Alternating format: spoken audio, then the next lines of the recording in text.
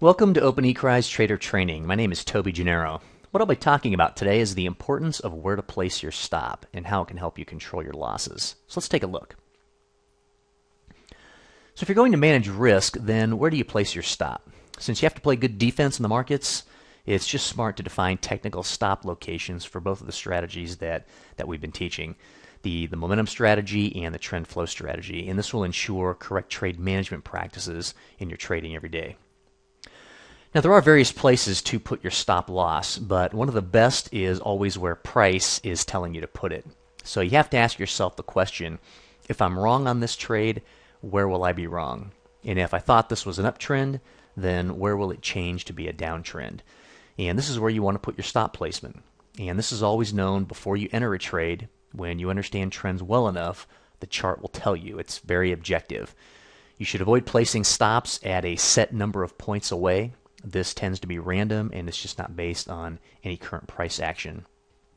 So with any trade, we're first looking at our total risk on the trade based upon our stop and our entry, and then we decide how many contracts or shares to trade to then stay within our 1% maximum risk. Now, throughout our discussion of trade strategies in the advanced courses, I've been talking about setting a stop loss or defining the risk on each trade as part of the trade criteria. And that simply means that we are using the price action on each trade setup to determine if a valid trade entry is actually worth the risk. Now, sometimes there may be a great trade setup, but there's something about the price action that puts your stop loss too far away, and then you may decide that it's just not worth the risk, and instead you'll wait on another trade setup. Remembering that the further away our stop is, the further away our target's going to be also. Okay, so since we're working with a one-to-one reward to risk principle, we're risking $1 to make $1. An example would be a 20-point stop would then mean a 20-point first target as a minimum. Okay, so we always want to be in the habit of assessing our risk first because that helps us in predicting our profit targets. Now, in this momentum breakout example right here, we're measuring the stop loss and defining this point as the key level where we're actually wrong on the trade.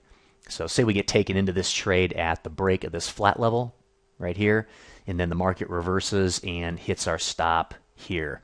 This lower low level then should be the place where a trend change occurs. Okay, the price action makes a lower low in this case, and we want to be out of the trade because there's potentially a new trend beginning. So it's imperative to make sure you're evaluating your risk first. It just creates good trading habits over the long run.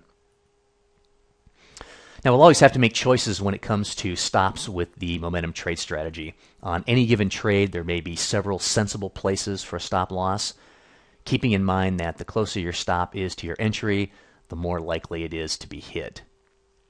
And in this trade, we have 3 sensible locations for a stop. We have the swing low is the higher probability stop.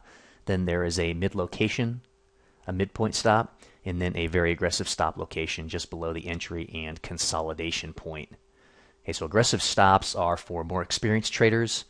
So when looking for stop locations, look for the key trend reversal point. This means your stop is going to be farther away and your risk is going to be greater, but you can manage that by the number of contracts you're trading to reduce your total maximum exposure. Again, the best place for stops is always at the swing low in an uptrend or the swing high in a downtrend. So in the trend flow strategy, we are locating a bullish candle to utilize the high of that candle as our entry point and the low of that candle as our stop loss. Sometimes the candle setup, it's not always going to be this clean, so the idea is to locate your stop below the swing low within this trend, which is right where we're at right here. Okay, so again, this is going to be the point where if price breaks lower, then a trend change is most likely about to occur at this level with a new lower low. Managing your individual trade risk is one of the most important things that you can do with your overall trading strategy, and one of the ways we do this is by correct stop placement. If you're interested in improving your trading, check out the OpenECRI website under Education and look for other trading videos and webinars, or you can call customer service for more information and educational events. Thanks for watching OpenECRI's Trading Education.